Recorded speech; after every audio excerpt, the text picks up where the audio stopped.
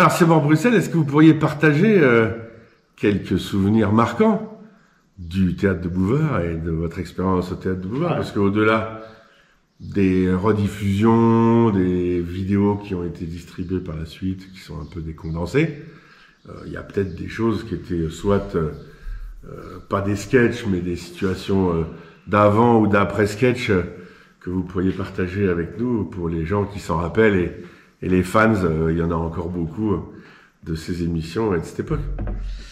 On peut parler du sketch que nous avons fait avec Coluche. Coluche était une star du comique. Nous, on était tous admiratifs de Coluche. D'ailleurs, quand il s'est présenté un peu plus tard aux élections, tout notre entourage courait vers les urnes pour voter Coluche. Là, on était tous des fans de Coluche, non seulement par rapport à son humour, à ses sketchs, mais à ses positions sociales et puis le personnage qu'il représentait dans la société.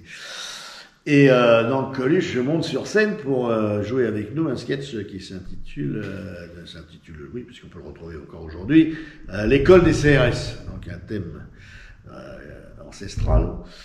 Didier Bourdon, comme d'habitude, joue le chef des CRS qui va essayer de former les jeunes CRS. Alors on est plusieurs sur une ligne et Coluche vient s'intégrer au groupe et il est près de moi. Et c'est impressionnant quand même.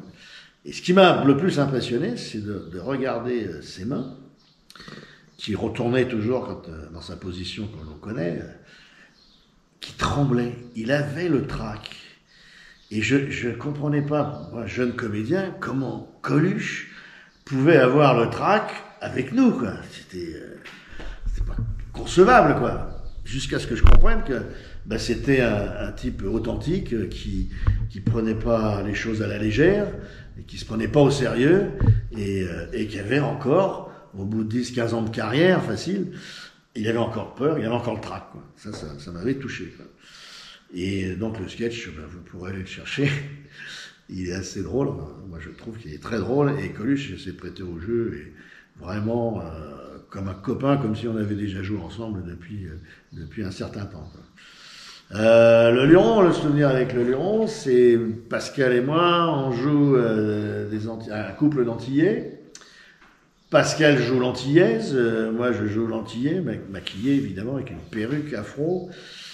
Et à la fin du sketch... Ça passerait mal à notre époque, ça. Peut-être. Ouais, le blackface maintenant, c'est difficile. Il y a des chances. Ouais. Et alors donc, à la fin du sketch, on descendait de la scène pour aller rejoindre Philippe Bouvard et Thierry Le Luron. Et là, on les invite à danser. Et c'était très drôle parce que Philippe Bouvard en train de danser avec Pascal en doudou, c'était quand même exceptionnel. Et je danse avec Thierry Le Luron, qui est vachement sympa, et qui se prête au jeu, et c'est la fête, et tout le monde tape des mains, et tout.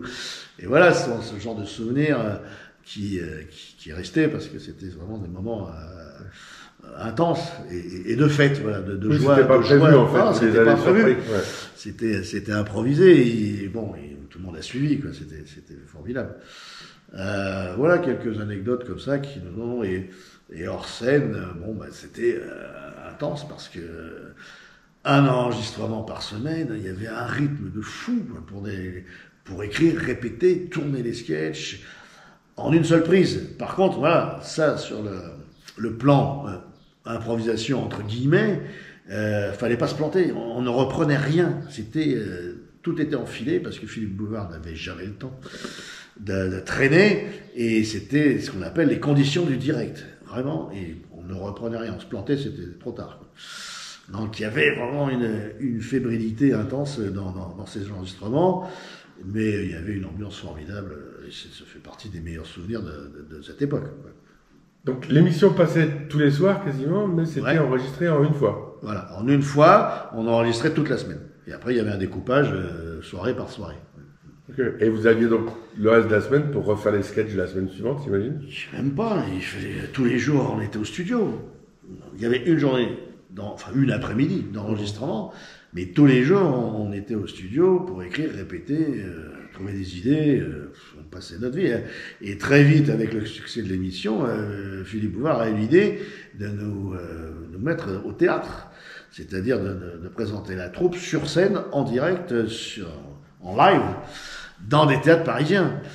Et il y avait un rythme intense entre les enregistrements, enfin les préparations, les enregistrements, et tous les soirs courir au théâtre pour les représentations.